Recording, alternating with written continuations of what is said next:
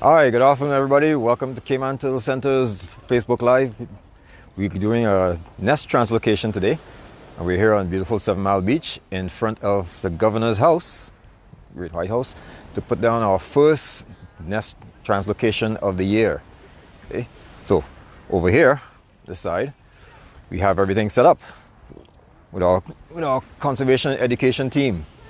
So we have our CEO, Mr. Tim Adam, His Excellency the Governor, and Dr. Walter Mustin, our Chief Scientific and Research Officer, and ably assisted by Dr. Francesca, who is normally behind the camera. Okay, so we're just going to take it away. All right. All right, so tell us about this female. Okay, so this female was a survivor of Hurricane Michelle back in 2001. She's about 25 years old. This is her third season of laying eggs. This is half of her clutch, representing about 41 eggs. They're laid April 28th. They're about 4 or 5 days away from their expected hatch date. So these were female 226, hatched from an egg on our artificial beach in our captive breeding program, and went on to grow to produce these eggs. So this is her gift to us today. And we're going to start packing them in the same orientation that we put them in this box in. And if you could pass these down to me, Dr. Tran, I'll set them in there.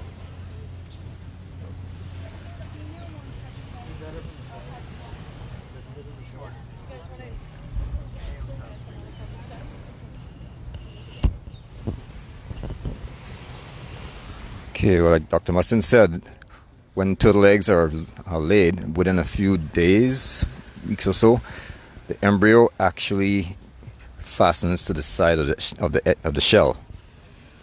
So when we move the eggs, you have to maintain the same orientation, otherwise you can kill the embryo. So when Dr. Fran hands it to him, they have to stay in the same upright position. So if you were to come across an egg chamber that a wild turtle had dug to receive her eggs, That one's ready to come out. It does, doesn't it? Yeah. and you scooped some of the sand on the edge of this egg chamber, as we have done, and you carefully weighed it, say weighed a liter of that sand, and put it in an oven overnight and weighed it in the morning, you could determine what the moisture level of the sand that she has chosen is. And knowing that there could be some variability, we did this with 10 different females and found that the moisture level was surprisingly similar. Not surprising, but it was within a range of 6 to 10% moisture. So that's what we have recreated in these foam boxes. And how does she determine that? Well, her rear flippers are extremely sensitive to moisture. Her rear flippers are the ultimate. Hold on, just show them one.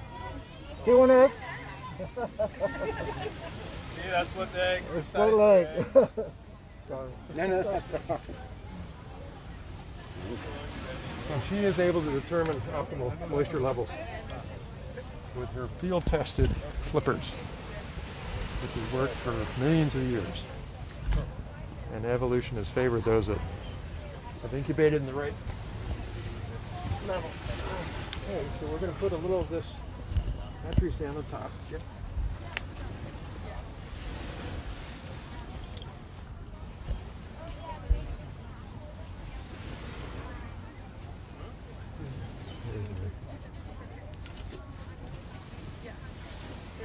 Yes, let's take the rest of it.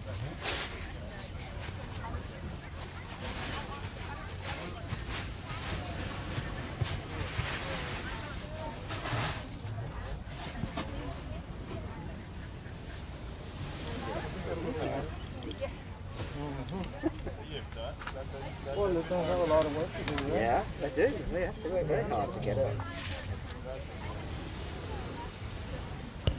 That's a bad going here.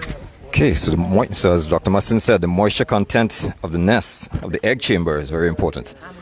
Because these eggs are not hard-shelled, they're soft-shelled eggs. And in order to maintain their viability, they have to stay moist, otherwise they dry and crack, and that can endanger the hatchling, the baby inside. So we have to maintain more or less a humidity similar to what's in a normal nest or in a natural nest. And we've been doing this for quite a while, so we got it figured out more or less. I have to get the WhatsApp group going again and let me know when they come out. I hope you can see them. It's quite an exciting moment when they all come out. Yeah. So these are living eggs. In other words, I mean, they were respiring. They're taking in oxygen through their shells and giving off CO2. So how does the gas get down to those eggs? We put an oxygen meter one year at 1, 2, 3, and 4 foot depths. And what we're breathing in this environment here is about 20% oxygen. And at those depths, it was 18 to 20%. So all that gas exchange is occurring. They're giving off CO2, they're able to get oxygen. The other feature that is important for these nests and for these eggs is the stability of the temperature. And likewise, we've done the thermographs for temperatures at 4 foot, 3 foot, 2 foot, and 1 foot. And at 1 foot, there's an undulated day and night difference, but at 4 feet, 3 to 4 feet, there's less than a degree difference in temperature. So that's very important for the developing embryo. And over the years, that's been something we've been able to maintain artificially in the hatchery with a thermostat. So we've been able to keep our air temperature optimal at 28 degrees Celsius or 82 Fahrenheit, which produces roughly an equal mix of male and females. So that's what our target's been, and that's what we've been able to achieve. See you guys in a few days. Okay. Very efficient. Okay, so what we've done, we've placed an artificial nest in the sand. Normally these eggs are incubated at our hatchery. As Dr. Mustin says, we've recreated the conditions in a hatchery, maintaining the eggs at 82 degrees Celsius, 28 degrees Celsius, which is about 82 degrees Fahrenheit. And those eggs will hatch in 50 to 60 days. So these eggs here are within roughly 10 days of hatching. Once they hatch under the ground, under the sand, it will take about 5 to 7 days for the hatchlings to dig their way out. So we expect this nest probably in another week or so to show hatchlings. So in the meantime, so what's going to happen next? This nest is going to be monitored by CTC staff and volunteers. As soon as we get an emergence, which is what it's called when the hatchlings come out of the sand, we will notify people will be notified, and we will be out here to make sure they get safely into the water. His Excellency the Governor will also be notified, since he's right here, and he will have the opportunity to actually see these hatchlings come out of the sand and make their way down to the water to start their lives and join our population of wild sea turtles out there in the wild. So this is our nest translocation. Thanks for coming out today and joining us. And look out, because maybe we'll do another one.